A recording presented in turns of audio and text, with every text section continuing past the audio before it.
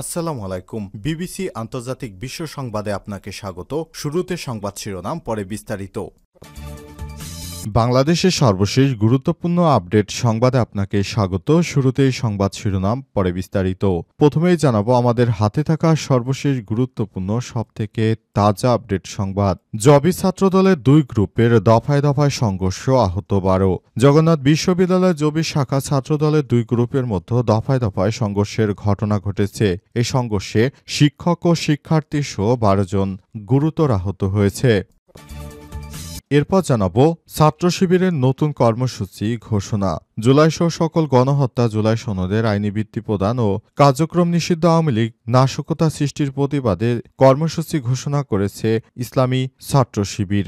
আজ এই সংগঠনটি কর্মসূচি ঘোষণা করেছে। কর্মসূচির মধ্যে রয়েছে 12 নভেম্বর দেশব্যাপী বিভাগীয় শহরে বিক্ষোভ ও মিছিল সমাবেশ এবং 13 নভেম্বর রাজধানী ঢাকায় বিক্ষোভ মিছিল ও সমাবেশ। ছাত্র শিবির চায় আওয়ামী লীগকে বিচারের আওতায় আনতে।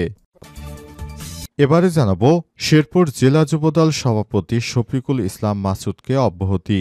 দলীয় নীতি আদর্শ ও শৃঙ্খলা পরিপন্থী কর্মকাণ্ডে জড়িত থাকার অভিযোগে শেরপুর জেলা যুবদলের সভাপতি শফিকুল ইসলাম মাসুদকে স্থায়ীভাবে পদ থেকে অব্যাহতি দেওয়া হয়েছে। আজ যুবদলের সহদপ্তর সম্পাদক মিনহাজুল ইসলাম ভূঁইয়া স্বাক্ষরিত এক বিজ্ঞপ্তিতেই তথ্য জানানো হয়েছে। তবে অত্যন্ত দুঃখের বিষয় যে আবারও বিএনপি তাকে কয়েকদিন পর দলে ফেরত আনবে। ইতিমধ্যেই বিএনপি যারা চাঁদাবাজি রাহাজানি করেছিল এমন 40 জন নেতাকে ইতিমধ্যে বিএনপি আবার দলে ফেরত এনেছে। সুতরাং এবারও তারা সেই একই কাজ করবে। এদিকে আওয়ামী লীগের বিরুদ্ধে সব মামলা তুলে নেওয়ার ঘোষণা মির্জা ফখরুলের। বিএনপির মহাসচিব মির্জা ফখরুল ইসলাম বলেছেন, আমরা ক্ষমতায় গেলে আওয়ামী লীগের সব মামলা তুলে নেব। আওয়ামী লীগের কোনো নেতাকর্মীর নামে আর মামলা থাকবে না। এবং সর্বশেষ জানাবো বৃহস্পতিবার থেকে রাজনৈতিক দলগুলোর সঙ্গে ইসির সংলাপ শুরু।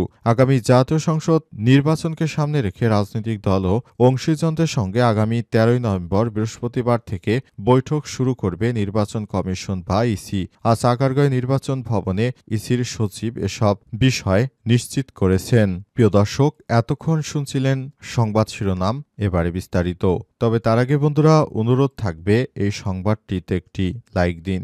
এই চ্যানেলে আপনি নতুন হয়ে থাকলে আমাদের সংবাদটি দেখতে দেখতে চ্যানেলটি সাবস্ক্রাইব করে রাখুন। কমেন্ট করে বন্ধুরা আপনার মূল্যবান মতামত জানিয়ে দিন আপনি বিশ্বের কোন দেশ থেকে বা বাংলাদেশের কোন স্থান থেকে আমাদের সংবাদটি দেখছেন এবং শুনছেন। আর বন্ধুরা, সংবাদটি আপনার সোশ্যাল মিডিয়া ফেসবুকে শেয়ার করে বন্ধুদেরও দেখার সুযোগ করে দিন। আর গাজা যুদ্ধে আপনি যদি নিরীহ ফিলিস্তিনিদের ভালোবেসে থাকেন, কমেন্টে ইয়েস লিখে বিশ্ববাসীকে জানিয়ে দিন। এবারে বিস্তারিত।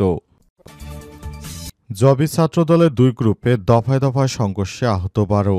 জগন্নাথ বিশ্ববিদ্যালয় জবি শাখা ছাত্রদলের দুই গ্রুপের মধ্যে দফায় দফায় সংঘর্ষে 12 জন শিক্ষক শিক্ষার্থী আহত হয়েছে। মঙ্গলবার বিশ্ববিদ্যালয়ের দ্বিতীয় গেট, কেন্দ্র, শহীদ মিনার প্রাঙ্গণ ও ইসলামিক স্টাডিজ বিভাগের চেয়ারম্যানের কক্ষের সামনে সংঘর্ষে এসব ঘটনা ঘটে। সংঘর্ষে জড়িত ছিলেন ছাত্রদলের আহ্বায়ক সদস্য কাজী জিয়াউদ্দিন বাসেতের অনুসারী গ্রুপ ও সুমন সর্দার গ্রুপের নেতা কর্মীরা।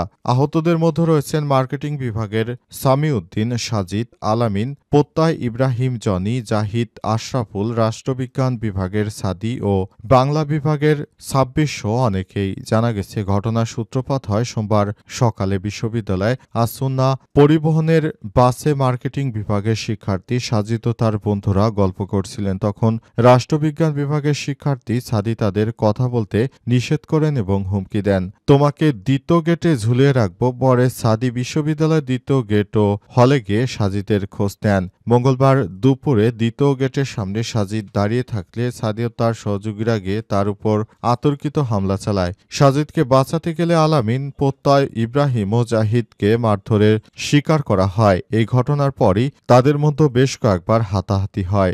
দুই গ্রুপের মধ্যে এরপর কামড়াকামড়ি শুরু হয়। ছাত্র শিবিরের নতুন কর্মসূচি ঘোষণা। জুলাই সহ সকল গণহত্যার বিচার, জুলাই সনদের আইনি ভিত্তি প্রদান, কার্যক্রম নিষিদ্ধ আওয়ামী লীগের নাশকতা সৃষ্টির প্রতিবাদে কর্মসূচি ঘোষণা করেছে বাংলাদেশ ইসলামী ছাত্র শিবির। মঙ্গলবার ১১ নভেম্বর সংগঠনটি এই কর্মসূচির ঘোষণা দেন। কর্মসূচির মধ্যে রয়েছে দেশব্যাপী বিভাগীয় সরে বিক্ষোভ মিছিল ও সমাবেশ। বৃহস্পতিবার রাজধানী ঢাকায় বিক্ষোভ মিছিল ও সমাবেশ করবেন তারা। অন্তর্বর্তীকালীন সরকারের প্রধান উপদেষ্টা প্রফেসর ডক্টর মোহাম্মদ ইউনূসের সরকারের প্রতি তাদের যে বার্তা, সেটি হচ্ছে সরকার যেন দ্রুততম সময়ের মধ্যে জুলাই সনদকে আইনি ভিত্তি দিয়ে দেন। তা না হলে জুলাই সনদ যতক্ষণ পর্যন্ত বাস্তবায়ন না হবে ততক্ষণ পর্যন্ত বাংলাদেশ জামাত ইসলামের পক্ষ থেকে নির্বাচনে অংশগ্রহণ করা হবে না এবং ছাত্র শিবির চায় এবারের নির্বাচনটা জুলাই সনদের অধীনেই হবে। অপরপক্ষে বিএনপি এখনও মনে করছে যে জুলাই সনদের ভিত্তিতে কোনো নির্বাচন হবে না, নির্বাচনটা হবে শুধুমাত্র সংসদীয় আসন পদ্ধতিতে, অর্থাৎ এর আগে যেমনিভাবে বাংলাদেশে নির্বাচন হতো বিএনপি সেই পূর্বের ধারায় বাংলাদেশে নির্বাচন চায়। কিন্তু জামাত, এনসিপি সহ অন্যান্য রাজনৈতিক দল তারা চায় জুলাই সনদের আইনি ভিত্তি এবং সে অনুযায়ী নির্বাচন। তাই দুই দলের মধ্যে সব ধরনের সমঝোতা করার জন্য অন্তর্বর্তীকালীন সরকার চেষ্টা চালিয়েছিল, কিন্তু সরকার সেটি করতে ব্যর্থ হয়েছে। শেরপুর জেলা যুবদল সভাপতি শফিকুল ইসলাম মাসুদকে অব্যাহতি। দলনীতি, আদর্শ ও শৃঙ্খলা পরিপন্থী কর্মকাণ্ডে জড়িত থাকার অভিযোগে শেরপুর জেলা যুবদলের সভাপতি শফিকুল ইসলাম মাসুদকে স্বীয় পদ থেকে অব্যাহতি দেওয়া হয়েছে। মঙ্গলবার ১১ নভেম্বর যুবদলের সহদপ্তর সম্পাদক মিনহাজুল ইসলাম বৃহা স্বাক্ষরিত এক সংবাদ বিজ্ঞপ্তিতে এই তথ্য জানানো হয়েছে। বিজ্ঞপ্তিতে বলা হয়েছে, বাংলাদেশ জাতীয়তাবাদী যুবদলের কেন্দ্রীয় নির্বাহী কমিটির সভাপতি আব্দুল মোনায়েম মুন্না, সাধারণ সম্পাদক মোহাম্মদ নুরুল ইসলাম নয়ন ইতিমধ্যে সিদ্ধান্তের অনুমোদন দিয়েছে এবং তা কার্যকর হয়েছে। এজন্য অন্তর্বর্তীকালীন সরকারের প্রধান উপদেষ্টা ক্ষমতায় আসার পর থেকে দেশজুড়ে বিএনপির চাঁদাবাজি, রাহাজানি সর্বত্রই পরিলক্ষিত হচ্ছে। কিন্তু অনেকেই এসব বিষয় নিয়ে জানিয়েছেন যে অন্তর্বর্তীকালীন সরকারের প্রধান উপদেষ্টা ক্ষমতায় আসার পর বিএনপির যে ভাবমূর্তি ছিল সেটি ধ্বংস হয়ে গেছে। বিএনপি মনে করে এবারের নির্বাচনে তারা হয়তো জিতে যেতে পারে, কিন্তু ডাকসু, রাকসু, জাকসু ও চাকসু এই চারটি বিশ্ববিদ্যালয় নির্বাচনে গোহারা হেরে বিএনপির ভিতরে এখন নির্বাচন সম্পর্কে অতটাও তারা এখন আশাবাদী হতে পারছে না। ইতিমধ্যেই দেশের মানুষ তাদেরকে বয়কট করেছে। ভবিষ্যতে বাংলাদেশের মানুষেরা যেভাবে অনলাইনে প্রচারণা চালাচ্ছে, সেখান থেকে মনে হচ্ছে বিএনপি এবারও মনে হয় না যে ক্ষমতায় যেতে পারবে। তবে সেটি এখনও বলা যাচ্ছে না। ভবিষ্যতে সে ভাবনা বিএনপি রয়েছে। আওয়ামী লীগের বিরুদ্ধে সব মামলা তুলে নেয়ার ঘোষণা ফখরুলের।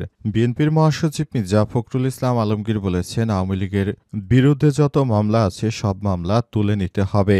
আজ বিকেলে ঠাকুরগাঁও সদর উপজেলা মোহাম্মদপুর ইউনিয়নের শাপলা সরকারি প্রাথমিক বিদ্যালয়ে মাঠে অনুষ্ঠিত এক মতবিনিময় সভায় সব কথা বলেছেন মির্জা ফখরুল। তিনি বলেছেন, আমরা বাংলাদেশটাকে যেভাবে সাজাতে চাই, কিন্তু শেখ হাসিনা আমাদেরকে বিভিন্নভাবে হামলা মামলা দিয়ে আমাদের নেতাকর্মীদেরকে বছরের পর বছর জেলে আটকে রেখেছে। কিন্তু আমরা এই প্রতিহিংসা রাজনীতি করব না। আমরা আওয়ামী লীগকে অভিনন্দন জানাচ্ছি, শেখ হাসিনাকে অভিনন্দন জানাচ্ছি। দেশে ফিরে আসুন। দেশের মানুষ আপনাকে দেখতে চায়। দেশবাসীর কাছে ক্ষমা চান।